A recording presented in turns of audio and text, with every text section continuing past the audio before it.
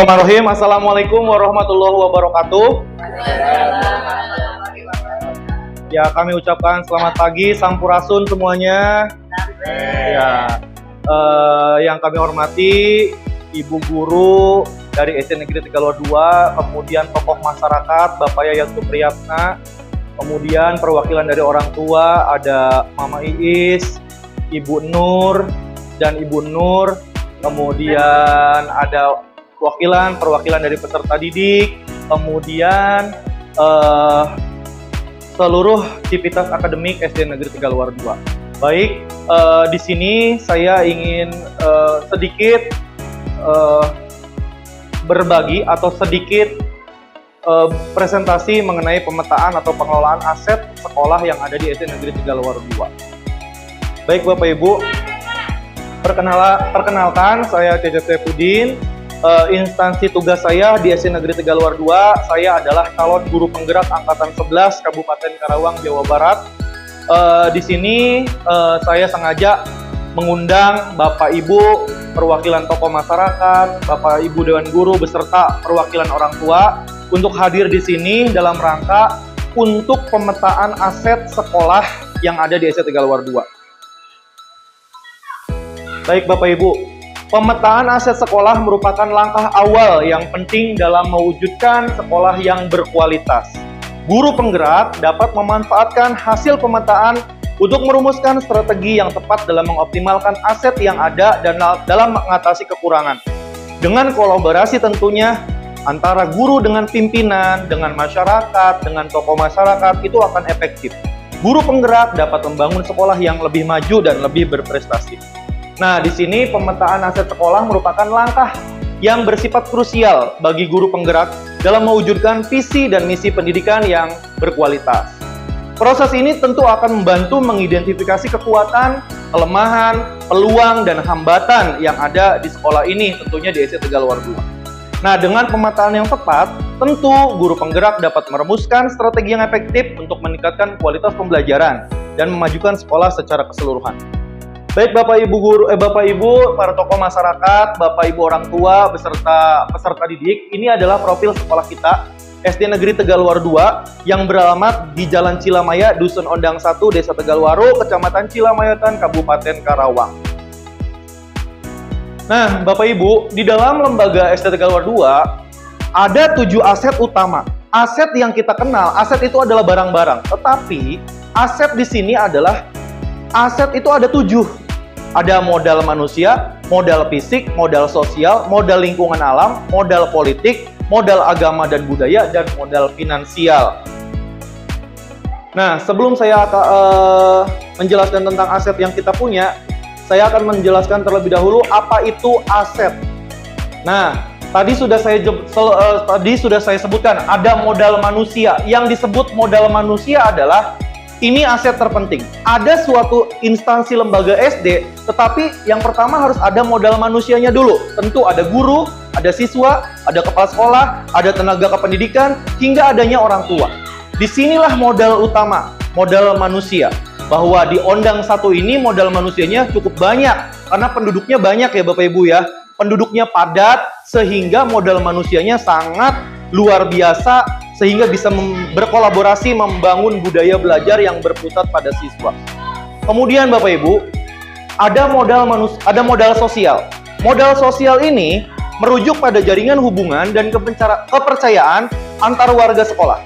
Nah, di sini peran saya sebagai guru penggerak adalah bisa membangun dan mengkomunikasikan secara terbuka, menciptakan iklim yang saling menghargai, serta mendorong kerjasama antar pihak, baik dengan tokoh masyarakat, komite, wali murid, guru, dan sebagainya. Selanjutnya ada modal fisik. Ini mencakup infrastruktur Bapak Ibu. Infrastruktur itu ada sarana prasarana. Di sini sarana prasarananya wastafel buat cuci tangan, walaupun tidak dibuat dengan sebagus mungkin, tapi ada gitu ya, walaupun dengan corong dan sebagainya. Kemudian teknologi yang mendukung pembelajaran. Hari ini kita sedang ANBK menggunakan Chromebook, dan Chromebook itu adalah tidak hanya 1 dan 2, itu banyak. Dan itu sarana prasarananya kita dapat pinjem karena keterbatasan, karena kita tidak punya, seperti itu Bapak Ibu. Kemudian peran saya sebagai guru penggerak adalah bisa memanfaatkan dan merawat fasilitas sekolah dengan optimal, mencari solusi kreatif untuk mengatasi keterbatasan. Kemudian modal lingkungan Bapak Ibu, guru penggerak dapat menciptakan lingkungan yang hijau, sehat, dan nyaman untuk belajar. Alhamdulillah sekolah kita dengan lingkungannya hijau, ditanami dengan tanaman-tanaman, ada kelengkeng, ada delima, ada jambu biji, ada jambu air, dan itu semua bisa bermanfaat untuk warga sekolah. Ada apa lagi ya? Ada buat obat juga ada tanaman hidup, apotek hidup, ada daun saga dan sebagainya. Dan itu bisa dinikmati oleh warga sekolah, walaupun pada kenyataannya buah kelengkeng itu sebelum matang sudah hilang duluan gitu kan. Entah hilangnya itu dari hewan ataupun dari kita ya sebagai manusia, tapi itu bisa dimanfaatkan untuk sebagai modal lingkungan gitu. Nah, Bapak Ibu, selanjutnya adalah modal finansial. Modal finansial ini adalah mencakup keuangan, Bapak Ibu. Guru penggerak dapat merencanakan dan mengelola keuangan secara transparan, serta mencari sumber dana alternatif untuk mendukung inovasi pembelajaran. Di sini ada modal politik.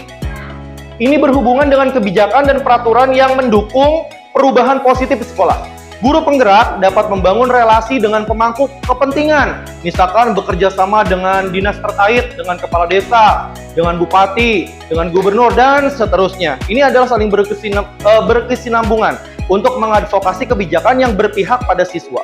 Kemudian Bapak Ibu, yang terakhir adalah modal agama dan budaya. Ini merujuk pada nilai-nilai luhur agama dan budaya yang dianut masyarakat sekitar. Masyarakat sekitar Ondang ini budaya atau yang sering masih dilestarikan apa ya Bapak Ibu ya? Apa nih? Mang Yayat selaku tokoh. Itu baritan. Baritan. Iya, baritan ya masih ada ya. Kemudian itu baritan yang dijadikan sebagai apa sih namanya? Tradisi untuk menolak bala ya, seperti itu, betul. Kemudian Bapak Ibu, nah, karena ini fokusnya mati, saya lanjutkan saja. Lanjut. Kemudian di sini ada modal manusia, Bapak Ibu. Di sini di Tegaluar 2 tentu ada kepala sekolah. Kepala sekolah kita siapa yang paling terkenang menurut Mama Iis? Siapa? Kan banyak nih kepala sekolah yang ada di sekolah ini. Siapa nih kira-kira yang paling melekat di kenangan Mama Iis sehingga kangen nih dengan orang ini gitu? Siapa? Siapa Mah? Oh yang dulu. Siapa namanya dulu? Oh Pak Oman, tahun berapa tuh? Iya, apalagi saya belum ada. Kalau yang kesini main Pak Oh, mungkin Pak Tony yang paling terkenang ya buat Mama Isma ya. Kalau buat Mang Yayat selaku tokoh masyarakat yang paling terkenang itu siapa kepala sekolah? Ya itu lagi juga. Buyum Silah. Terkenang ya, melekat. Masih terkenang. Awal saya jadi penjaga ya. Diangkat oleh zamannya Buyum Silah ya. Iya betul. Istilahnya syariatnya dengan Silah. Iya, Mang Yayat. Betul. Kalau Teh Cinur sih siapa yang paling terkenang kepala sekolah? Ya boleh dari tahun-tahun sebelumnya. Ini kan sebagai modal. Oh Pak Ajud, iya. Pak Ajud. Bu Nur. Siapa yang paling terkenang Bu Nur? Oh baru sekarang ya. Buyung Sila. Kalau buat Bu Aam siapa Bu yang paling terkenang? Semuanya bagus yang paling berkesan ya. Pak Tony ya. Dilanjut ya sekarang kita dipimpin oleh Buyum Sila ya kita. Ya Buyum Sila betul. Kalau buat mamanya Irfan siapa yang paling terkenang? Buyum Sila. Iya. Kalau buat kalian murid-murid yang paling terkenang itu siapa? Waktu Pak Tony udah ada belum? Udah. Siapa yang paling terkenang? Pak Ajud. Oh masih kelas berapa? Belum ada. Belum ya? Belum Pak Ajud ya? Berarti Pak Tony ya. Betul. Nah, ini modal manusia, pasti kita akan terkenang.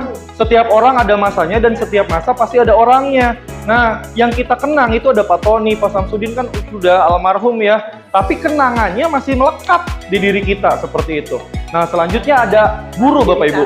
Satu sekolah pasti ada yang namanya kepala sekolah sebagai pimpinan. Kemudian ada yang namanya guru. Nah, guru-guru di SD Tegaluar 2 ini adalah guru-guru yang sudah melanjutkan pendidikan sampai dengan strata 1. Kayak misalkan Bu Aam itu lulusan dari Staisa ya Bu ya. Staisa. Bu Nur dari Staisa sedang melanjutkan ke PGSD. Kemudian guru ASN, ada dua guru ASN, ada guru bersertifikasi. Ini maaf bukan 26 ya Bu ya. Ini datanya belum saya validasi. Guru ASN-nya di sini semuanya ada 15 guru, terdiri dari guru honor, caraka, kemudian PNS, P3K. Di sini ada guru penggerak, belum ada, dan calon guru penggeraknya di sini baru 2, dan ini pun masih dalam pembelajaran. Kemudian staf tata usahanya 1 orang, muridnya di sini ada 285 orang, terdiri dari 10 rombel. Ini belum saya revisi.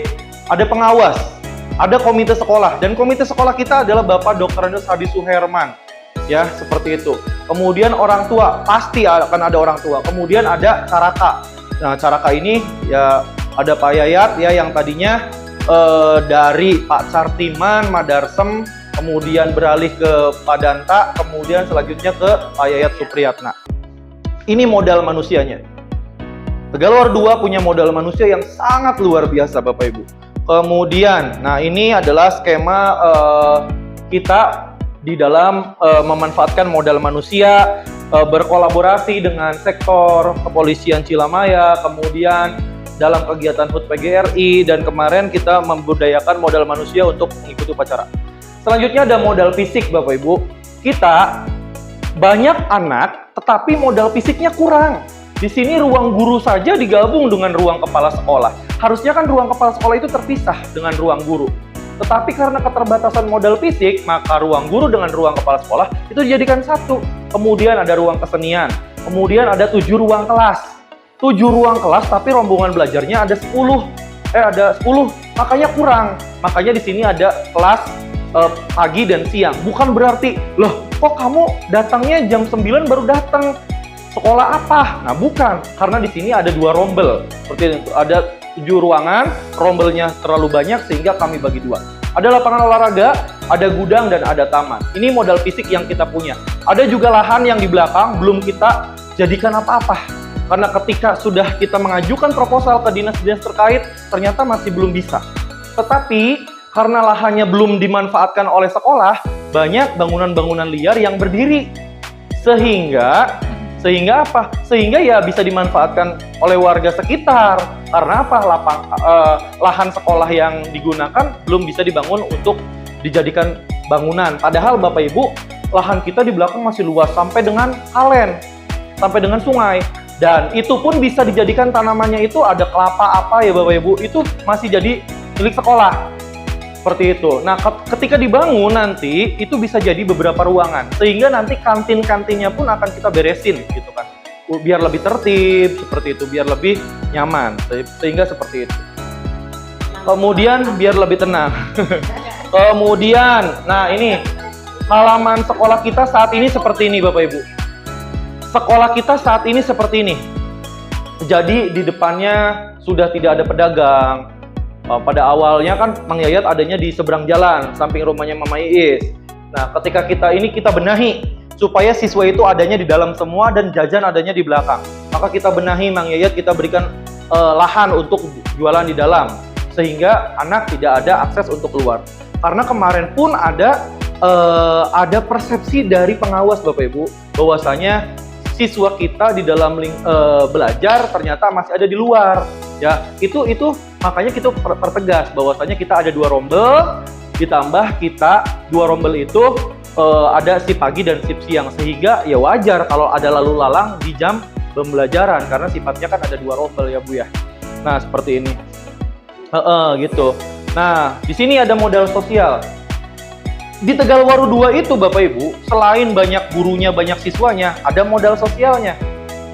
Satu, kekeluargaannya yang sangat erat dan baik. Di sini itu walaupun kita beda-beda dari keluarga, tetapi kalau sudah satu di sini, itu jadi satu keluarga yang sangat erat, Bapak Ibu. Kemudian kolaborasi antar guru, guru yang lain dengan yang satu saling berkolaborasi. Kemudian guru membimbing murid secara penuh. Jadi semuanya guru ketika sudah ada di sekolah, sudah bisa membimbing muridnya secara penuh.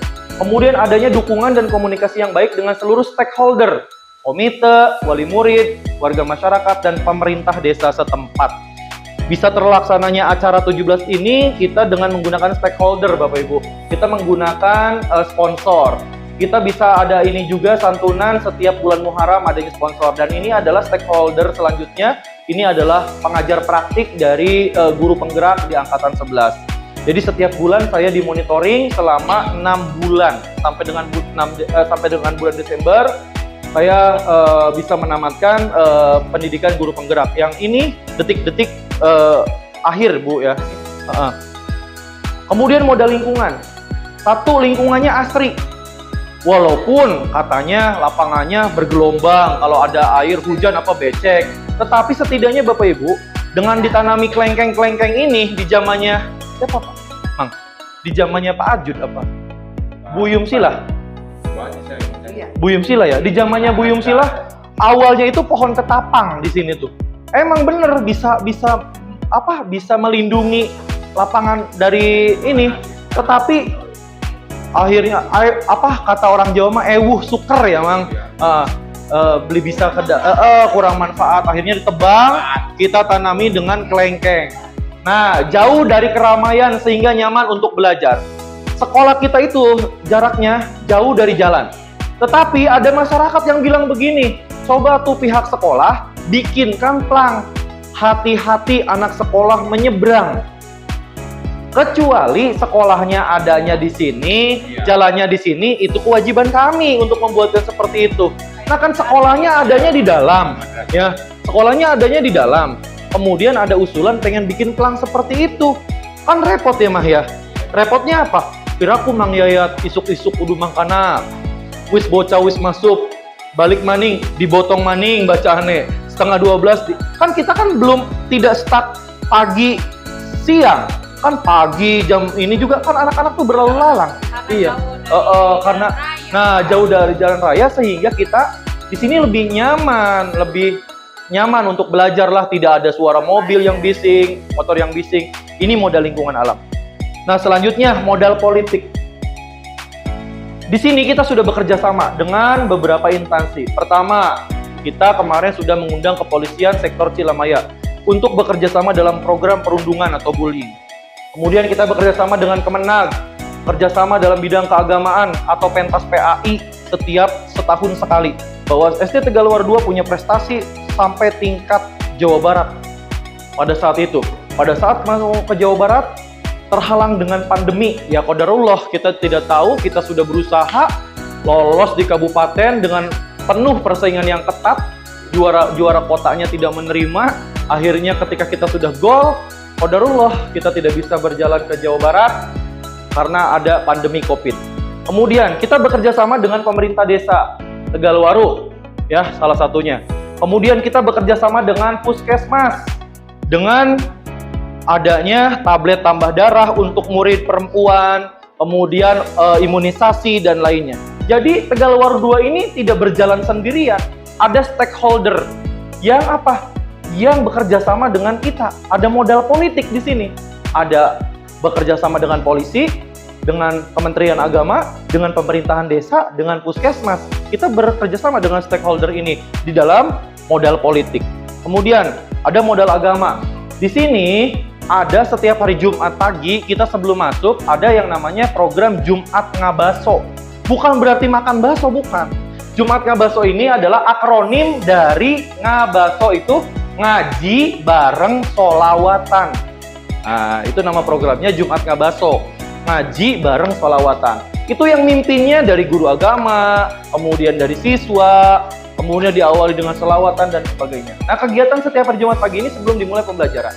Ada juga siswa kelas 6 dilibatkan sebagai panitia pelaksanaan dalam acara PHBI. Peringatan Hari Besar Islam kita selalu mengadakan maulid, Isra Miraj dan sebagainya. Kemudian tokoh agama di lingkungan sekolah berpartisipasi sebagai penceramah pada PHBI. Kita sering undang penceramah-penceramah dari luar, Bapak Ibu. Ya, manggil untuk untuk memberikan tausiah. Kemudian menerapkan budaya hidup bersih melalui kegiatan lomba kebersihan kelas. Kemarin kita sudah melaksanakan lomba kebersihan kelas dalam rangka 17 Agustus. Wali muridnya berbondong-bondong, saling menghias kelasnya dan sebagainya. Nah ini. Kemudian masyarakat setempat yang masih melestarikan budaya lokal yang bisa menjadi sumber belajar bagi murid.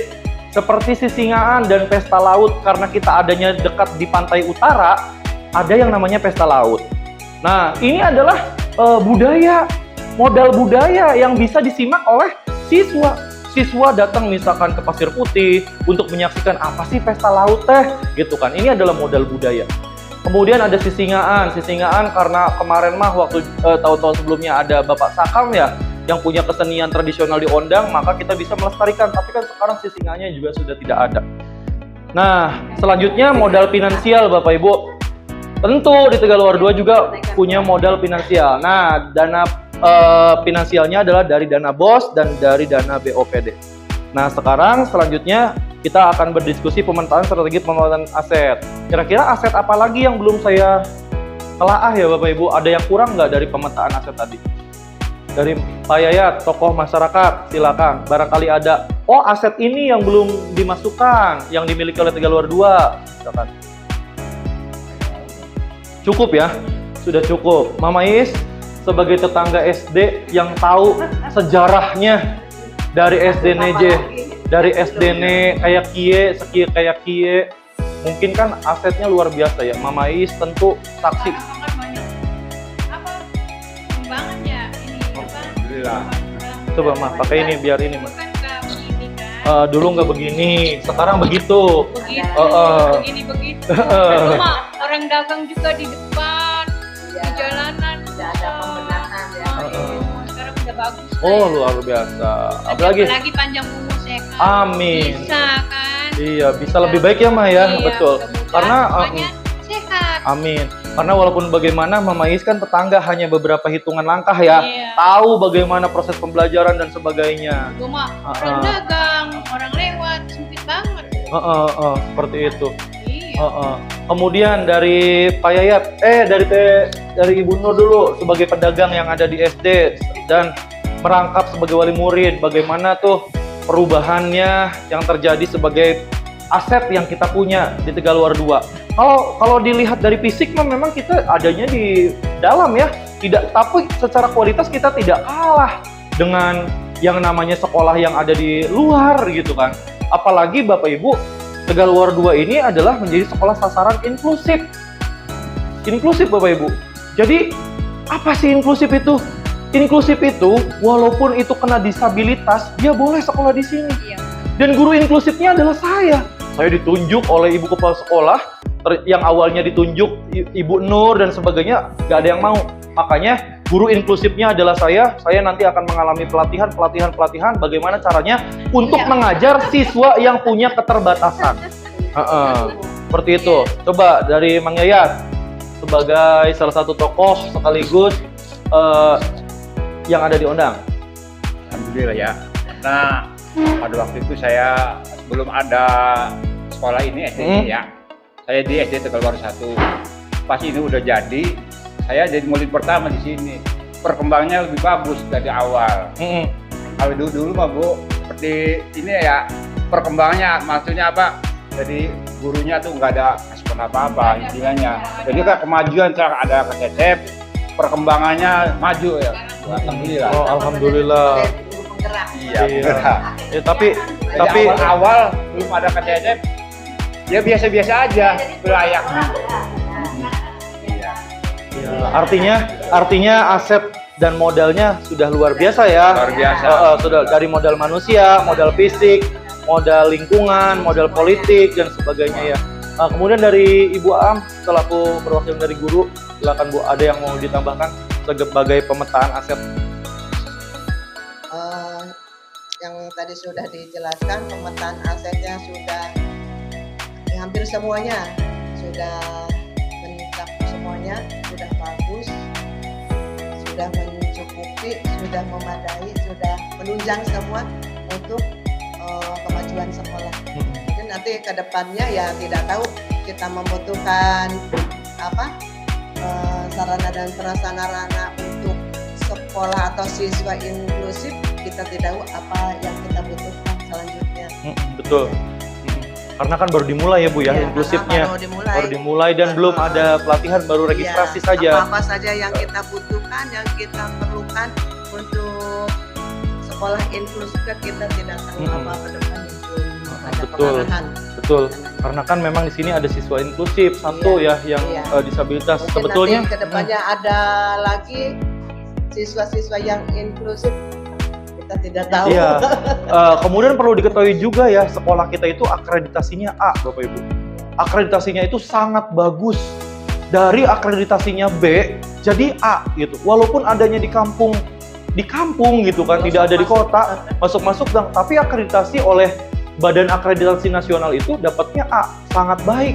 Jadi kalau misalkan orang yang ngerti mah nyekolahin anak itu dilihat dulu dari akreditasinya. Kalau orang yang ngerti, yang dalam arti mengerti, oh iya sekolah ini akreditasinya A, seperti itu. Dilihat dulu dari akreditasinya, apa sih akreditasinya? Ternyata akreditasi sekolah ini adalah A, sangat baik Bapak Ibu.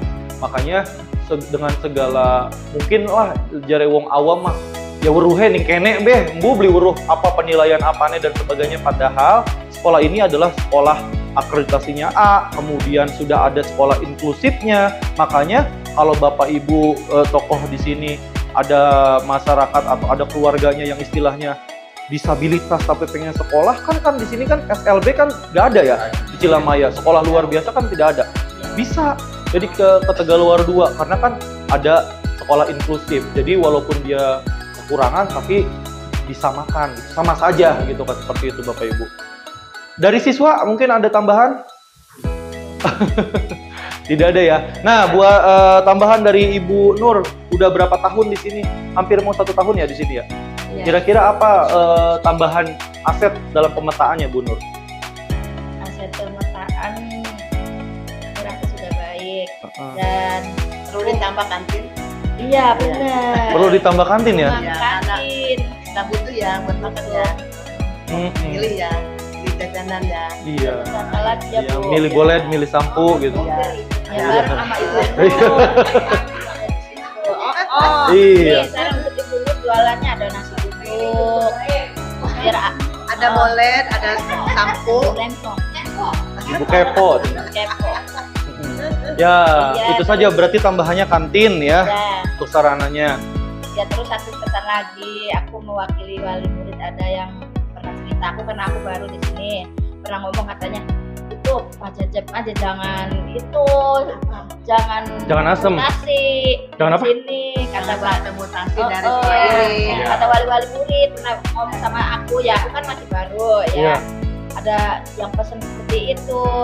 Kalau tidak ada pacaran, tidak ada yang menggerak.